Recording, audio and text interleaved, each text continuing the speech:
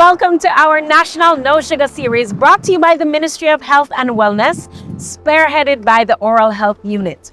It's been 5 strong weeks of being intentional about reducing our sugar intake, and it's wonderful to hear from so many of you who are already reaping the benefits and seeing changes in your mood and your skin and your weight and even your energy levels. So let's keep going strong and inspiring others around us to join in on the fun, okay? If you've been following along, you know we've been talking about added sugars and how detrimental they are to our health. We've learned about all the sneaky ways that they show up in the common foods that we eat, and also how to get label smart so we know how to be more mindful of our sugar consumption and try to keep it as low as possible. We've learned how much sugar we should not exceed every day, and we've also learned about lifestyle shifts that we can make every day with our nutrition, our sleep, and staying adequately hydrated. But there is still one very important habit that we must address when it comes to reducing our craving for added sugar and processed food. It's a little more active than just drinking water and getting enough sleep, but it's very important in helping us control our appetite, sugar cravings, and hunger levels. Can you guess what that is?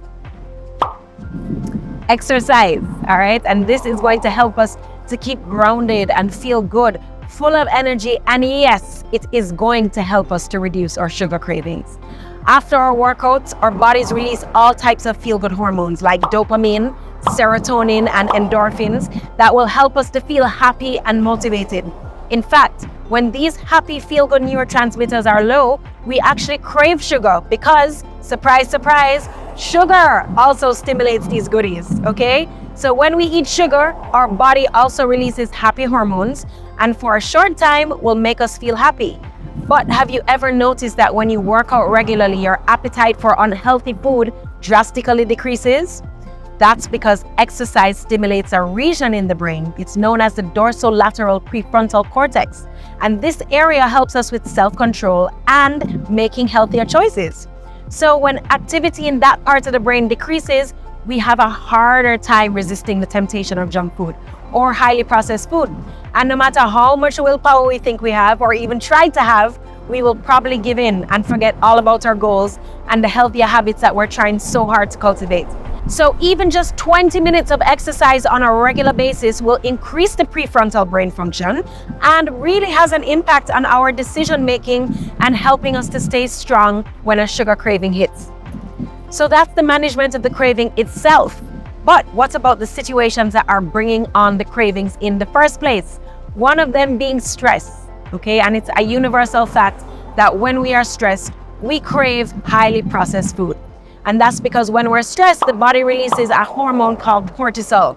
And when cortisol is high in the body, our brain thinks our body needs more fuel, which sends us ravaging for anything sugary, salty, or extra processed. All right, so enter exercise. Because even just 20 minutes of exercise will calm our bodies down, lower the cortisol levels in our body, and in fact, increase some of these same feel-good hormones and everything that just makes us feel safe and happy. The brain is not searching for extra fuel during these times, okay? We feel alert already and amazing, which also helps with the feelings of fatigue that will just come with eliminating added sugar. And it helps to reduce any stress that we might be experiencing at this time. All right, so indeed, another great reason to get sweaty as a way to help us manage our sugar cravings. And it really does not matter what type of exercise you do. The best type of exercise is the one that you really enjoy and that you can genuinely commit to on a consistent basis, because that's where we're going to reap the rewards.